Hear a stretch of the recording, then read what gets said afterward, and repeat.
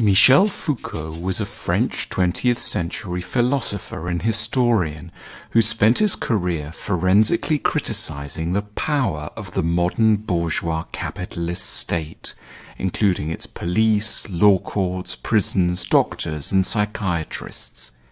His goal was to work out nothing less than how power worked and then to change it in the direction of a Marxist-anarchist utopia.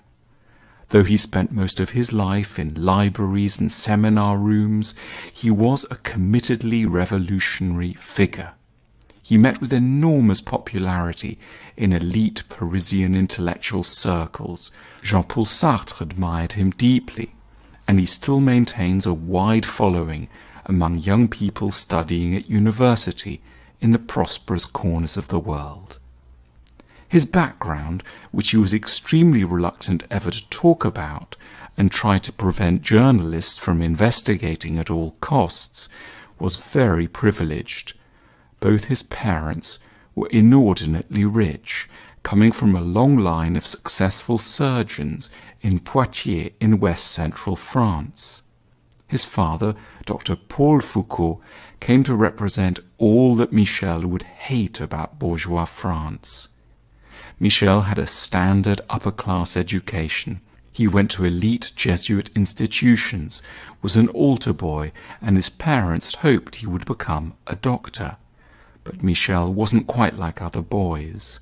He started self-harming and thinking constantly of suicide. At university, he decorated his bedroom with images of torture by Goya. When he was 22, he tried to commit suicide and was forced by his father, against his will, to see France's most famous psychiatrist, Jean Delay, at the Hôpital Sainte-Anne in Paris. The doctor wisely diagnosed that a lot of Michel's distress came from having to keep his homosexuality, and in particular his interest in extreme sadomasochism, away from a censorious society. Gradually, Foucault entered the underground gay scene in France, fell in love with a drug dealer, and then took up with a transvestite. For long periods in his 20s, he went to live abroad in Sweden, Poland, and Germany, where he felt his sexuality would be less constrained. All the while, Foucault was progressing up the French academic ladder. The seismic event of his intellectual life came in the summer of 1953, when Foucault was 27 and on holiday with a lover in Italy. There he came across Nietzsche's book Untimely Meditations, which contains an essay called On the Uses and Abuses of History for Life. In the essay, Nietzsche argued that academics had poisoned our sense of how history should be read and taught. They made it seem as if one should read history in some sort of a disinterested way in order to learn how it all was in the past. But Nietzsche rejected this with sarcastic fury. There was no point learning about the past for its own sake.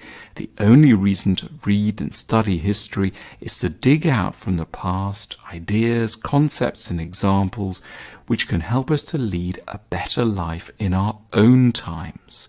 This essay liberated Foucault intellectually, as nothing had till then. Immediately, he changed the direction of his work and decided to become a particular kind of philosophical historian, someone who could look back into the past to help to sort out the urgent issues of his own time. 8 years later, he was ready to publish what's recognized as his first masterpiece, Madness and Civilization. The standard view is that we now treat people with mental illness in so much more of a humane way than we ever did in the past. After all, we put them in hospitals, give them drugs, and get them looked after by people with PhDs.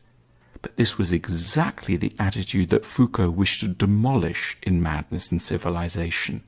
In the book, he argued that things way back in the Renaissance were actually far better for the mad than they subsequently became.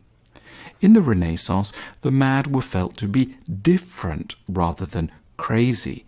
They were thought to possess a kind of wisdom because they demonstrated the limits of reason. they were revered in many circles and were allowed to wander freely. But then, as Foucault's historical researches showed him, in the mid-17th century a new attitude was born that relentlessly medicalized and institutionalized mentally ill people. No longer were they allowed to live alongside the so-called sane.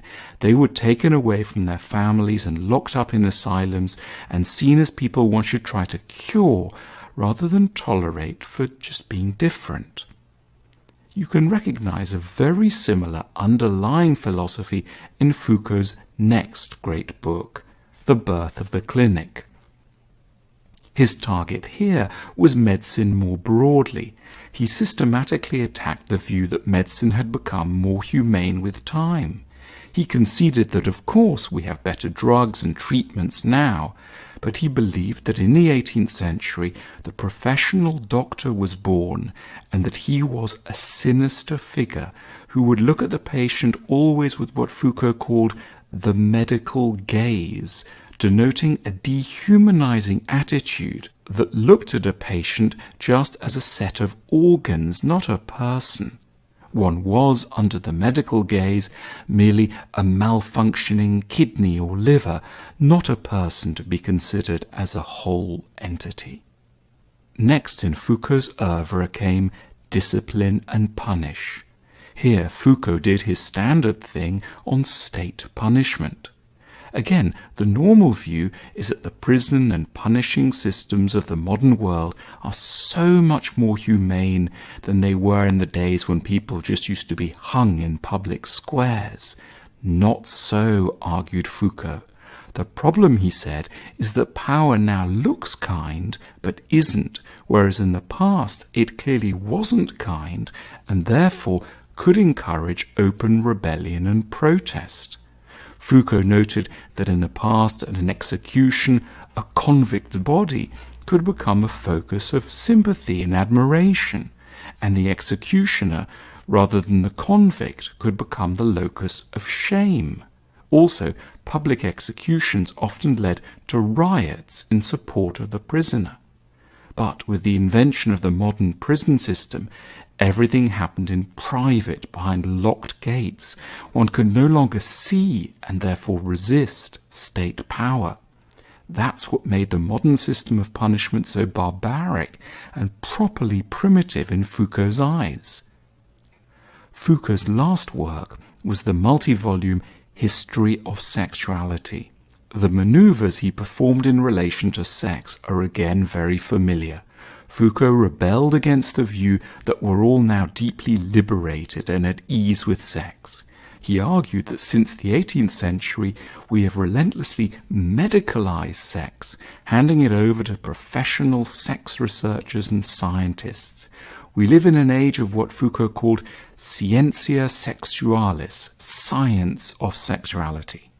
But Foucault looked back with considerable nostalgia to the cultures of Rome, China and Japan, where he detected the rule of what he called an ars erotica, erotic art, where the whole focus was on how to increase the pleasure of sex rather than merely understand and label it.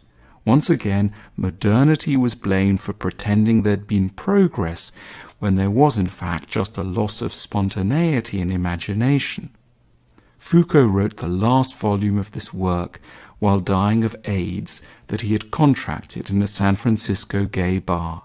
He died in 1984, age 58. Foucault's lasting contribution is to the way we look at history. There are lots of things in the modern world that we're constantly being told are fantastic and were apparently very bad in the past. For example, education or the media or our communication systems. Foucault encourages us to break away from our optimistic smugness about now and to go back and see in history many ways of doing things which were perhaps superior. Foucault wasn't trying to get us to be nostalgic. He wanted us to pick up some lessons of way back in order to improve how we live now. Academic historians have tended to hate Foucault's work. They think it inaccurate and keep pointing out things he hadn't quite understood in some document or other. But Foucault didn't care for total historical accuracy. History for him was just a storehouse of good ideas, and he wanted to raid it rather than keep it pristine and untouched. We should use Foucault as an inspiration to look at the dominant ideas and institutions of our times, and to question them by looking at their histories and evolutions. Foucault did something remarkable. He made history life-enhancing and philosophically rich again. He can be an inspiring figure for our own projects.